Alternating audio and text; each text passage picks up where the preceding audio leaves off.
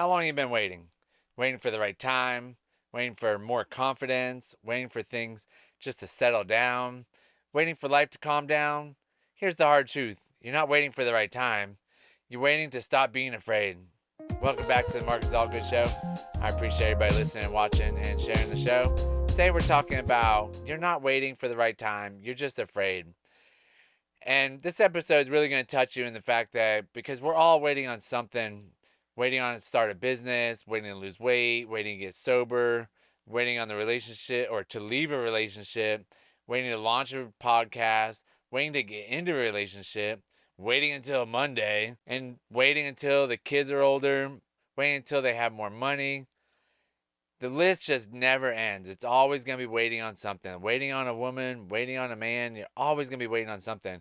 And I'm even part of the excuse of saying, I'll wait till the kids are older. Because that's really hard to just distinguish between whether you want to put all your time and effort into a project or something like that and then not spend any time with your kids. It's really, really hard decision. Some people can do it. Some people choose the work over the kids. Some people choose the kids over the work. And then when we get done with, once the kids are 18, they move out, go to college, then they start throwing all their time into work. So it depends on what you want to do. Do you want to wait 18 years or do you want to just start now? But the real decision is all up to you and how much of time you want, how much you want to be in your kid's life. So one of the lies that we tell ourselves is people tell themselves, I'm not afraid. I'm not ready yet. I need more information. I need a better plan. I need more money. I need more confidence. I need. And they all sound reasonable. The best thing about excuses, they all sound best in your head. And all they are just excuses. But most of the time, those aren't the reasons. They're just disguises for you not wanting to put in the effort, you not wanting to make the switch, you not wanting to get out of the comfort zone. Fear rarely shows up and says, I'm scared. It actually shows up with logic. It'll tell you over and over and over. Like when I get up on a ladder, above 10 feet, my mind will start telling me I could fall. The ladder's going to give out. The ladder's going to break. And it's just the logic of it. You're like, you know what? I think the ladder might break. And so it's not that I'm scared. It's just your brain starts telling you all sorts of different things, trying to use logic on you that something's going to happen. And a lot of times it's not going to. I'm not falling off a ladder, but I'm falling off a rope. And that really, really hurt. Broke my foot. So they trying to come down on a rope now from rope climbing. I still can't come down fast. Like my brain just will not let me just fall and then catch myself. It's pretty crazy. Why we wait? Fear of failure. What if it does work? I mean, that's a legit fear that a lot of people come up with because they're like, what if this does work? What am I going to do? What's next? And the best part of that is you get to keep going. You get to figure it out. If you will never, ever have the question until you actually start. And you won't have the answer until you actually start. What if people laugh? Who cares? What if I embarrass myself? Good. Move on. So people never start because if they never start, you never fail. And embarrass yourself is only in your head. Embarrassment's only in your head because of the fact that nobody else is embarrassed for you or with you. They're just, it's something that you have psychologically came up with. Like if I get on TikTok and start talking, I'm going to be embarrassed. No, you're not. Like that's just something you're making up. Or if I get in front of people and I just start fumbling over my words, I'm being embarrassed. That's you telling yourself you're going to be embarrassed. I mean, you might fumble over the words, but who cares? So many people do. If you really listen to a lot of motivational speakers and speakers in general, you could tell the parts where their brain was going to say something else, but their mouth said something different. And the best ones will just play it off and just keep going. The ones that aren't very good will stop and like, and then they'll get back on track.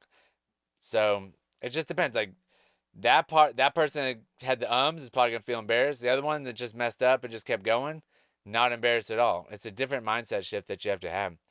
A lot of people have fear of success. This surprises people. Success changes things. Success requires responsibility. Success raises expectations. Success forces growth, whole lot of growth. A lot of people are terrified of becoming the person they say they want to be. And the scary thing is, if they became the person they want to be, they'd be a lot happier in life. And they'd be more, I mean, not really like more comfortable, but they'd be out of their comfort zone, living life to almost the fullest that they can do. A lot of people have fear of judgment. People aren't waiting. They're worried about their friends, their family, their coworkers, the social media.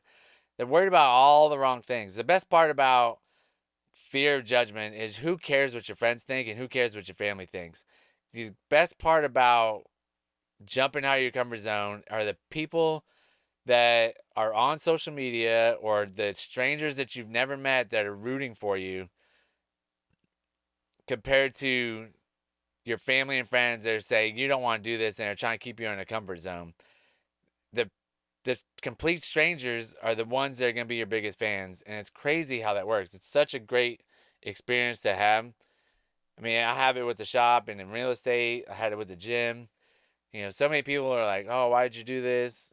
And just like, I'm just chasing it out there, chasing the dream and going for it and see what happens.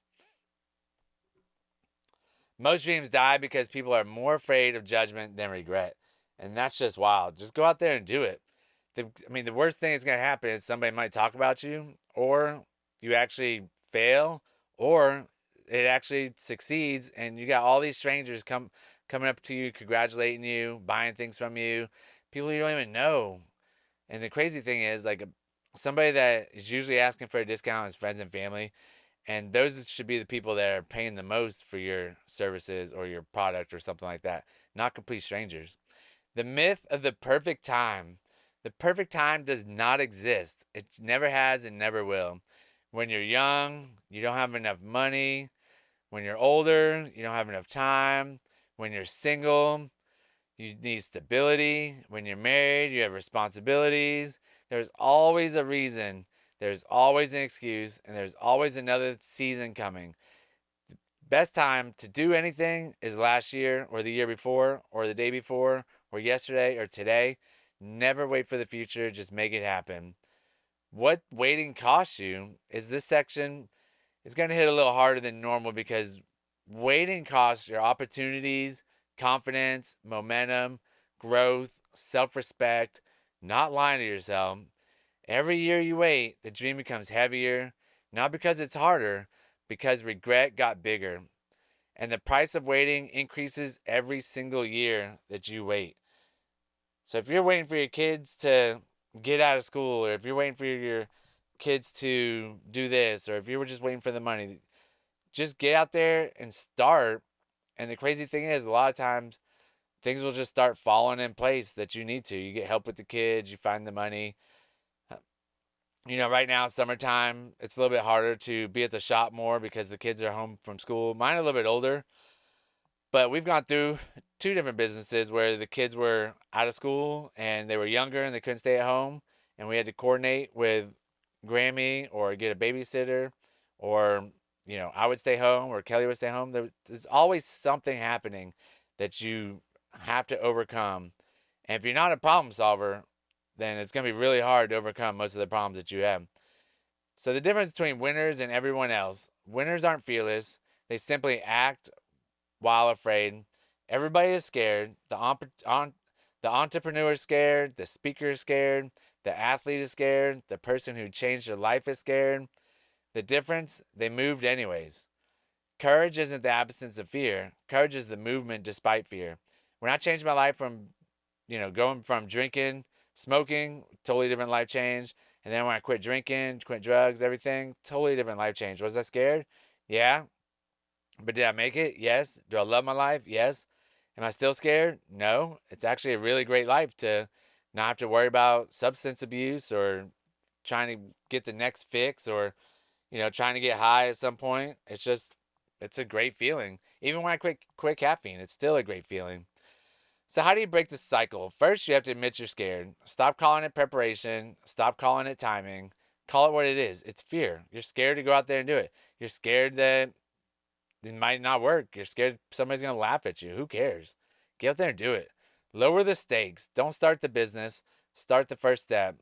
Don't lose 50 pounds. Lose one. Don't build the dream. Build today's action. Start super small and watch those little compound. It's called the compound effect. And watch those little things stack on top of each other over and over and over. And next thing you know, you got your business or you're down 10, 15 pounds and you got a habit going that you can actually sustain and you just keep going. You got to create a deadline.